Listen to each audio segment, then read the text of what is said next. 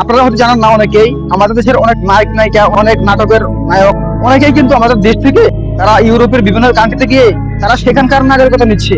Even আমাদের দেশের অনেক ব্যবসায়ীরা তারা বাচ্চা কাচ্চা বউ ফলাফল নিয়ে তারা অনেকেই চলেছে ইউরোপে কিংবা অনেক কান্ট্রিতে চলে যাচ্ছে। সেখানে গিয়ে তারা তাদের ব্যবসা বাণিজ্য, মিল ফ্যাক্টরি, সেখানেই তারা দেওয়ার ট্রাই করতেছে। কারণ আমাদের বাংলাদেশে যে পরিমাণ চাঁদাবাজি শুরু হয়েছে, তাতে করে আমার মনে হচ্ছে একটা ব্যক্তিও বাদ নাই। এভারেজ ইন্ডিভিজুয়াল ছোট থেকে শুরু করে এমন কোনো ব্যবসায়ী নাই যার কাছে এখনো তাদের যাওয়া হয় নাই।